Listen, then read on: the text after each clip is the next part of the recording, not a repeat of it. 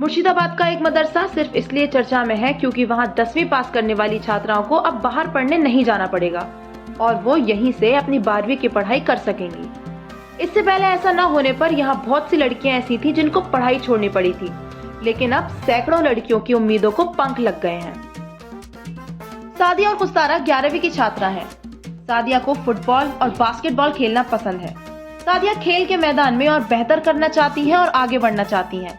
दोनों लड़कियां अपने मदरसे को 12वीं तक किए जाने पर बेहद खुश हैं। सादिया और कुस्तारा से ज्यादा उनके अभिभावक इस पर खुश हैं।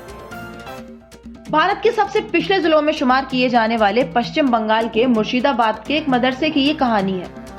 बेलडांगा ब्लॉक में स्थित एसके अब्दुल रज्जाक मेमोरियल मदरसे में पहले 10वीं तक की ही पढ़ाई होती थी, लेकिन अब वहां 12वीं की पढ़ाई भी होने लगी है। पश्चिम बंगाल सरकार की ये पहल इस इलाके में लड़कियों के हौसलों को नई उड़ान दे रहा है।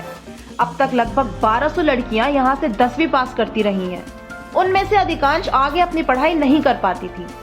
ये एक सकारात्मक बदलाव है।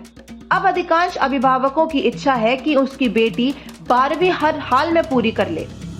ये इस इलाके का एकमात्र गर्ल्स स्कूल है जहां 12वीं तक पढ़ाई होती है। इस संस्था के प्रिंसिपल मुर्शिदा खातून पश्चिम बंगाल उच्च शिक्षा परिषद का आभार व्यक्त करते हुए कहती हैं कि इस स्कूल का 11वीं कक्षा का ये पहला बैच है जिसमें 240 लड़कियों ने प्रवेश लिया है, जो इस बात को भी दिखाता है कि मौका मिले तो लड़कियां इसे किसी भी हाल में गंवाना नहीं चाहती। इनमें 122 लड़कियों ने आर्ट्स स्ट्रीम में और 118 छात्राओं ने साइंस स्ट्रीम में दाखिला लिया है। आगे वे कहती हैं कि पहले लड़कियों के पास कोई विकल्प नहीं था, क्योंकि ये ब्लॉक का एकमात्र लड़कियों का स्कूल है। ऐसे में छात्राओं के माता पिता के मन में उनकी सुरक्षा को लेकर चिंताएं बनी रहती थी। वे नहीं चाहते हैं कि उनकी बेटियां रोज 20 किलोमीटर का सफर तय करें। इन चिंताओं के कारण कई अभिभावक अपनी बच्चियों को कक्षा 10 के बाद पढ़ाई छुड़वा देते थे और उनकी या तो शादी कर दी जाती थी या उन्हें घर के काम में लगा दिया जाता है। वे सवाल भरे अंदाज में कहती हैं कि जब तक हम उनके लिए अफसर नहीं बनाएंगे और उन्हें उन अफसरों तक नहीं पहुंचाएंगे, फिर हम उन्हें उस स्कूल वापस कैसे ला सकते हैं। आयशा 11वीं में पढ़ती हैं। वे कहती हैं कि उसकी बड़ी बहन आतिफा की शादी 15 साल की उम्र में ही हो गई थी, क्योंकि उसे मैट्रिक के बाद पढ़ाई जारी रखने का मौका नहीं मिला। सानिया भी 11वीं कक्षा की ही छात्रा है और वो कहती हैं कि ये स्कूल मेरे घर से पास है। दूसरे स्कूल मेरे घर से कम आधे घंटे की दूरी पर है। मैं उस स्कूल में नहीं जा पाऊंगी, लेकिन अब मैं बिना किसी तनाव के इसी स्कूल में अपनी पढ़ाई जारी रख सकती हूँ। प्रिंसिपल मुर्शिदा कहती हैं कि इलाके में 12वीं तक का विद्यालय नहीं था, जिससे कि लड़कियों को उच्च शिक्षा हासिल करने का मौका नहीं मिल सका।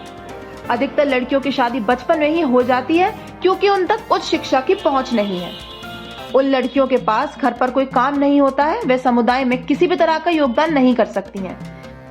वो कहती हैं कि यहाँ लड़कियों में कम उम्र में शादी और बाल श्रम को रोकना और खेलों में लड़कियों की भागीदारी को बढ़ाना एक बड़ी चुनौती थी।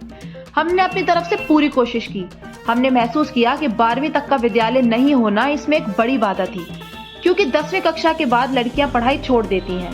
वे चाहती हैं कि उनकी बेटियां उच्च शिक्षा हासिल करें, लेकिन जब स्कूल उनके घरों से बहुत दूर होता है तो वह भी बहुत कुछ नहीं कर पाती हैं।